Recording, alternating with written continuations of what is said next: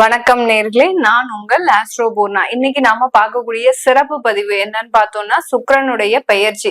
சுக்கிரன் என்ற கிரகத்தினுடைய பெயர்ச்சியின் மூலமாக ஒவ்வொரு ராசி என்பவர்களுக்கும் கிடைக்கக்கூடிய ஒரு நல்ல பலன்களை தான் இன்னைக்கு நம்ம பார்க்க போறோம். எப்போதுமே சுக்கிரன் பெயர்ச்சி ஒரு மாத காலத்திற்கு மட்டும்தான் இருக்கும். இந்த மாதத்துல நடக்கின்ற, அதாவது ஜனவரி மாதம் 28ஆம் தேதி சுக்கிரன் கும்ப ராசியிலிருந்து மீன ராசிக்கு உச்சம் பெற்ற சுக்கிரனா போறாரு, உச்சம் பெற போறாரு. மீன ராசியில சுக்கிரன் பகவான் உச்சம் பெறும்போது என்ன மாதிரியான பலன்களை ஒவ்வொரு ராசி என்பவர்களுக்கும் கொடுக்க போறார், என்ன மாற்றங்கள் நீங்க செஞ்சுக்கலாம் அப்படின்றதுதான் நம்ம இந்த பதிவுல தெளிவா பார்க்க போறோம். இந்த சுக்கிரன் இருக்கக்கூடிய அந்த மீன ராசி பாத்தீங்கன்னா குருவினுடைய இடம். இந்த குருவினுடைய இடத்திலேயே சுக்கிரனும், அடுத்து சுக்கிரனுடைய இடமான அந்த ரிஷப ராசியில அந்த குருவும் இருக்கிறாரு இந்த 4 மாத காலகட்டத்துல. இந்த 4 மாதத்துல பாத்தீங்கன்னா இந்த 2 கிரகங்களும் பரிவர்த்தனையும் ஆகக்கூடிய ஒரு நேரம்.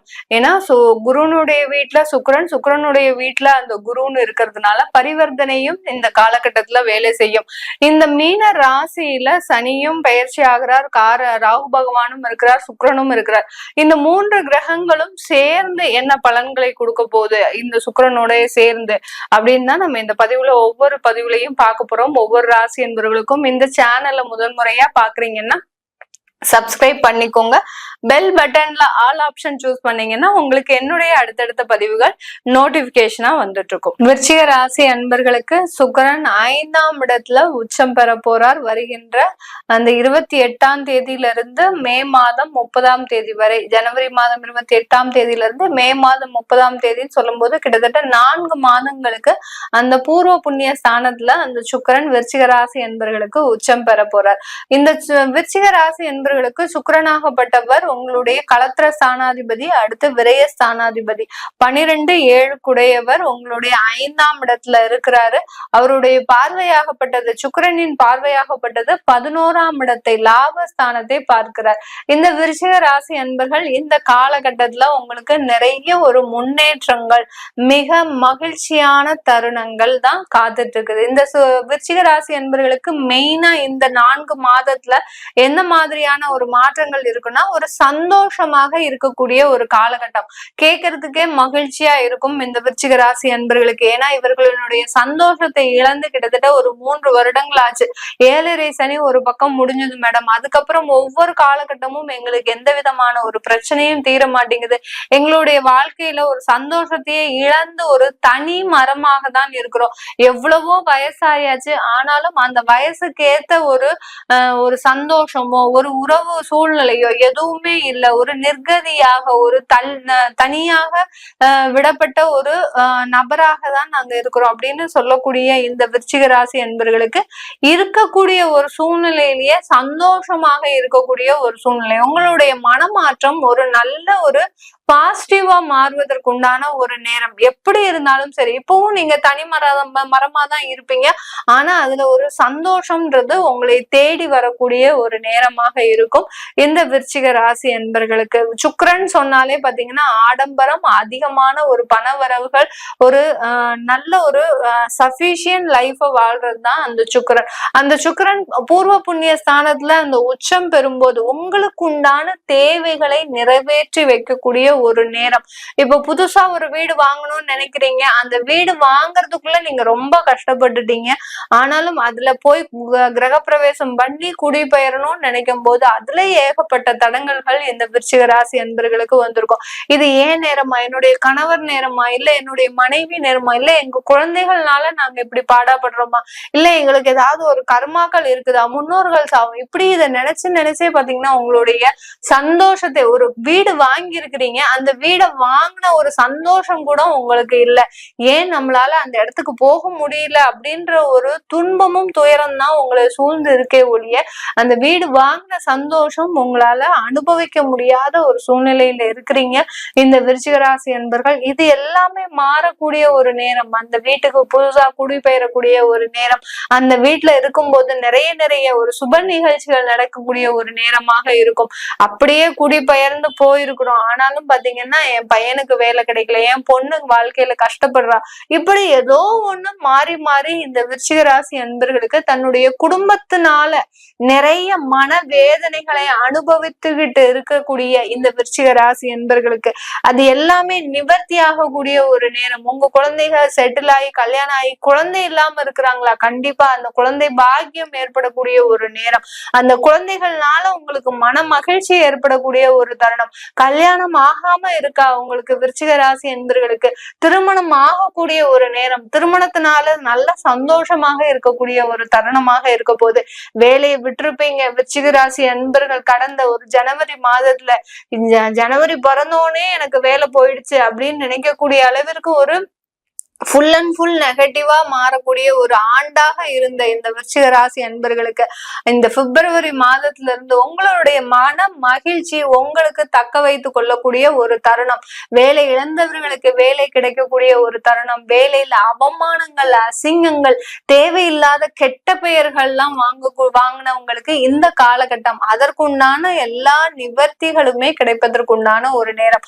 அந்த வேலையில ஏதோ ஒரு தேவையில்லாத, அதாவது பணம் சம்பந்தமான விஷயத்துல கெட்ட பெயரை அனுபவித்த இந்த விருச்சிக ராசி அன்பர்களுக்கு அதுல இருந்தெல்லாம் நிவர்த்தி ஆகக்கூடிய ஒரு நேரம். எவ்வளவோ நம்ம ஒரு சின்ன ஒரு 10 நாள் லீவு போட்டு போனோம், அதனால சிறிய ஒரு தேவையில்லாத பிரச்சனைகள் வந்து நம்ம மேல ஒரு தகாத ஒரு வார்த்தைகள் எல்லாம் பேசி அதனால ஒரு கெட்ட பெயர் வந்தது அப்படின்னு சொல்லக்கூடிய இந்த விருச்சிக ராசி அன்பர்களுக்கு அது எல்லாமே தீரக்கூடிய ஒரு நேரம். உங்க மேல எந்த ஒரு குற்றமும் இல்ல, நீங்க நல்ல நேர்மையாதான் வேலை பார்த்திருக்கிறீங்க அப்படின்னு சொல்லக்கூடிய அளவிற்கு இந்த விருச்சிக ராசி அன்பர்களுக்கு தாம் மேல இருக்கக்கூடிய அந்த கரைகளை எல்லாத்தையுமே அகற்றக்கூடிய ஒரு தருணமாக தான் இருக்க போது இந்த விருச்சிக ராசி அன்பர்களுக்கு. கலைத்துறையில இருக்கிறீங்க விருச்சிக ராசி அன்பர்கள், ஏன்னா நிறைய விருச்சிக ராசி அன்பர்கள் கலைத்துறையில ரொம்ப என்ன சொல்றது, இரவு பகல் பாராமல் உங்களுடைய ஃபேமிலியையும் விட்டு ஒரு சின்ன சின்ன வாய்ப்புகளுக்காக